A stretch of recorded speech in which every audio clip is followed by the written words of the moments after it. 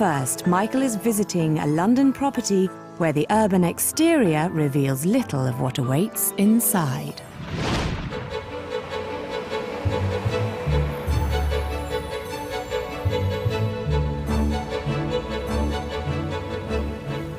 Some people may turn their nose up at the idea of living above a shop or a commercial premises. But for hard-pressed city dwellers, it can be a great way to get a big chunk of space at an affordable price. And with imagination and vision, you can create something really special. And that's exactly what the man I'm about to go and stay with has done. He's mastered the art of creating something out of nothing.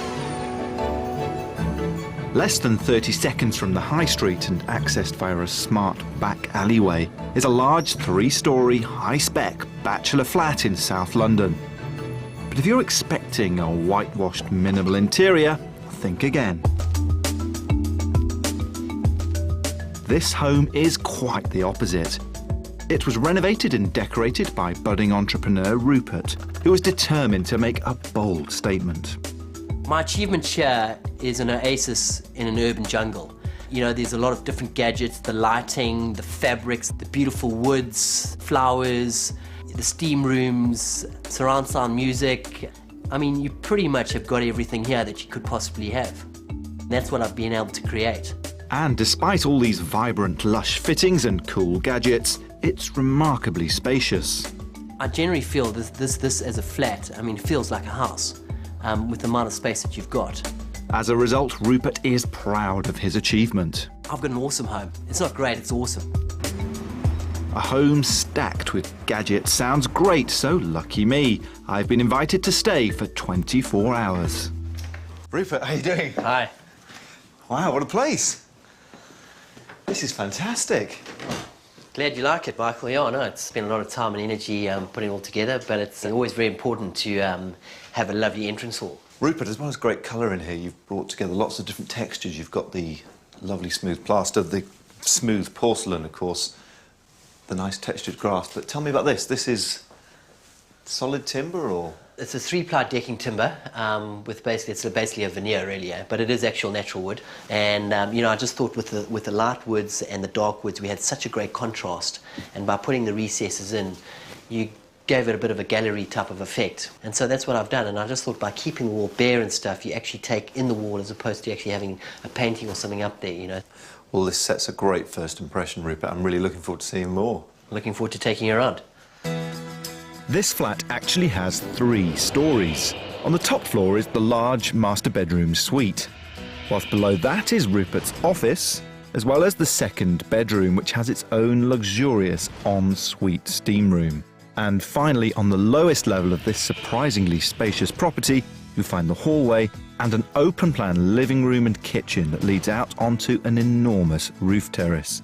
But my first stop is the kitchen, as it has a very special feature. That is the most amazing aqua blue colour. It's like water. What is that? Is it glass? Yeah, it is. It's actually it's an acid etched glass, and what we've actually done is we've painted the back of the glass with just a basic emulsion paint, and then we've put a lacquer on top of it, so it prevents it from being scratched. It looks seriously expensive. How much did each of those doors cost you? I'd say between £100 and £120 for each door. You know, that was just for the glass itself, but then obviously we had to get it painted after that. So, sure, but the paint, that's just emulsion, yeah. You said, so that's a really clever and not very expensive trick. Rupert, one thing I think is fantastic is the lighting. You've put little subtle lights under here to illuminate those shelves. You've got the shop fittings up here. These are beautiful big lamps. And then you've been clever with natural light as well. You've got it coming in from both directions. I love these 3 little windows up there. You know, the thing with lighting is it's the be-all and end-all, really, of anything, I think, you know, is you need the lighting to emphasise everything that you have.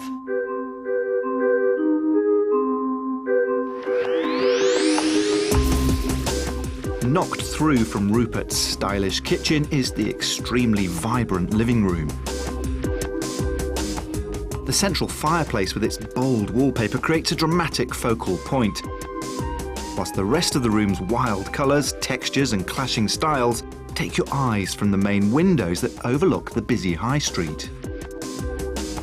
Rupert's disguised these windows by hanging silk blinds and installing acoustic double-glazed frosted glass. This is bold, confident interior design. But Rupert's also extended his unique style outside to the roof terrace. So this was the reason why I bought the place. It had an outside area, and I just I knew that it didn't come with the whole roof terrace, and I just thought, well, you know, if I spoke to the landlord very kindly, he would hopefully sell me the rest of the roof terrace, because it wasn't being used. So you only own, what, up to here? Yeah, pretty much. That was it. And then I just knew that we could obviously, you know, have a table and chairs, and also a bit of a, you know, lounge area, and, you know, just kick back and relax and enjoy, you know. You're really lucky to get all of this space. What were you trying to achieve up here? I really wanted to create an entertaining area where I could actually have friends around and have a barbecue and just, you know, walk freely to and fro from, you know, from the kitchen, dining room area, lounge, straight into the garden. I'm hoping it's going to stay dry and we can come out and have a drink later. I'm looking forward to it. Should be good. Excellent.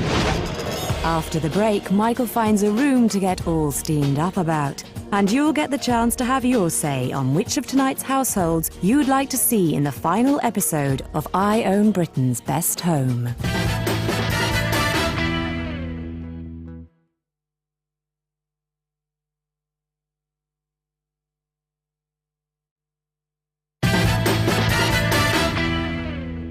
Soon, you'll have to pick a favourite from the 3 properties featured on tonight's show. But right now, Michael is the guest of Rupert, whose London flat has a bold and surprising interior.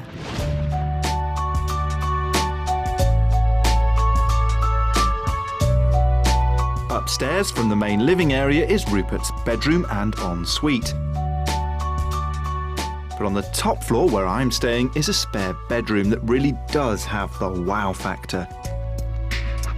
It's been sumptuously decorated to feel like a room in a posh boutique hotel. And Rupert's achieved this with his imagination and not with an open checkbook.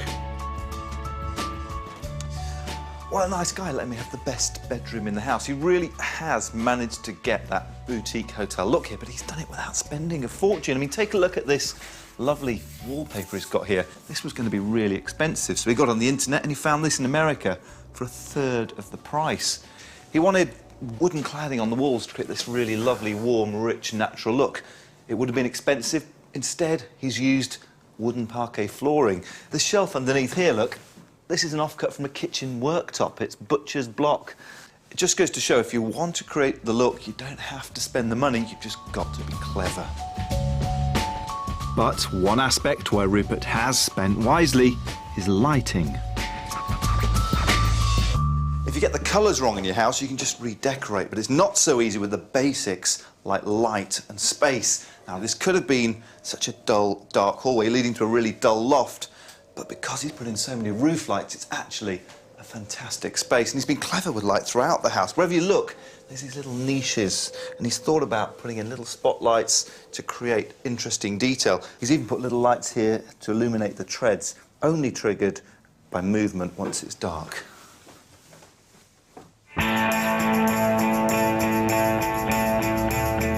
Rupert's flat is a stone's throw away from the River Thames, and I wanted to check out the attraction, so I joined him for a jog.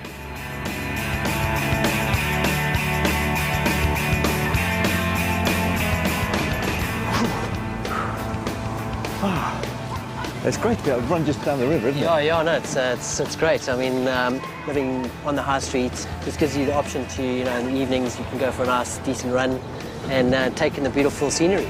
The lifestyle here certainly has a huge appeal, and all that exercise gives me an excuse to use another of the flat's attractions, the steam room. Well, after a good run along the Thames, there's nothing like a good shower, but here I can go one step better. This is a steam room. This set Rupert back £5,000, and £3,500 of that on the mosaic tiles which encase this room. The actual steamer, which works like a big kettle, cost just under £1,000, and the wet heat it produces is fabulous for removing the city grime.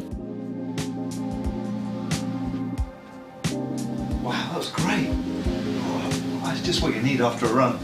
I tell you what, if you've got a wet room at home, for a few extra quid to stick a steam machine in there, it's a great idea. At sunset, Rupert's flat becomes a welcoming place for friends. So is this a good place for entertaining? Yeah, no, it's a fantastic place to entertain. I mean, we basically, you know, when people come through the door, all congregate around the table here, and so as soon as they come in, they obviously just want to engage. But when it comes to impressing guests, the real talking point at this flat is the roof garden that transforms at night. Again, because of Rupert's imaginative use of lighting.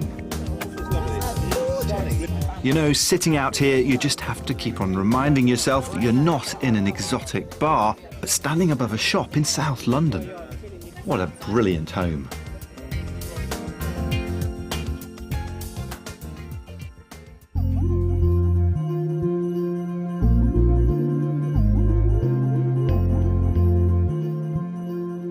It was a good party last night, really nice. Maybe a few too many glasses of red wine, a bit too late. You know, once I got up here, I slept really well. And you do, you know, you really do forget where you are. It's so quiet up here. I was expecting to be woken by planes, but it was really peaceful. Good night's sleep. Good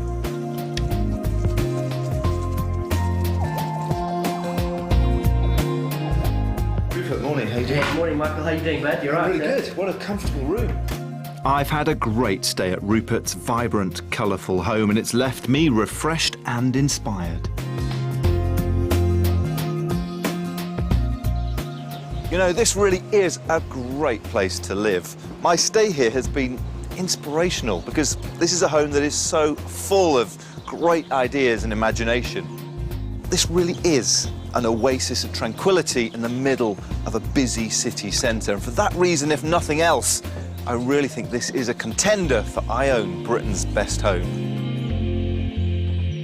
Very soon, you'll get a chance to vote for one of tonight's houses. But before then, what do Russell and Melissa think of Michael's choice? How many men do you know that would have the self-confidence, the vision and the imagination to be that bold with their home? I rest my case. Parts of it were fabulous. I love the decking outside. That roof garden was fabulous. His lighting was terrific, especially outside with the trees. But the majority of it was just, he'd just taken a whole bunch of ideas and thrown it into a room, and it just didn't have any cohesiveness. Wrong. For me. It was a circus of primary colours that he was proud of. It's beautiful. What an inspiration for first-time buyers, for people that are trying to get on the property ladder. Buying a place above a shop, it tends to be one of the most affordable ways. I would ask everybody to vote for this house, if for no other reason that this is a man who has been brave. He hasn't sat on the fence. He hasn't just painted everything neutral. He's really bothered to care and think about his house. This is a bachelor pad, remember? Just think what that conjures up in your mind, bachelor pad, and then look at that place. So you've now heard from our three experts. Now's the time to vote for your favourite of tonight's contenders. Who do you think should feature in the final episode of I Own Britain's Best Home for the chance to win £20,000 for charity? Earlier, Melissa Porter fell for tonight's first property, Diana's idyllic barnyard cottage. Diana has very patiently, in a frugal way, breathed life into an old, unloved farm cottage.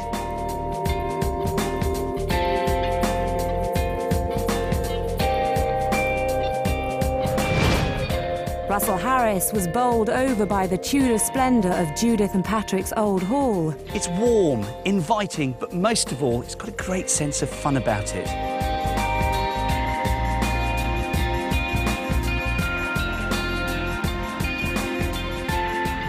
And finally, Michael Holmes was impressed by Rupert's inspirational high street flat.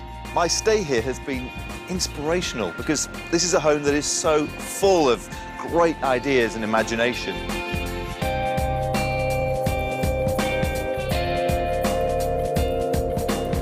Next time, Melissa, Russell and Michael visit 3 more gorgeous homes. Can't believe you need a map to find your bedroom in this place, it's so big. But which one will you want to see in the final episode of I Own Britain's Best Home?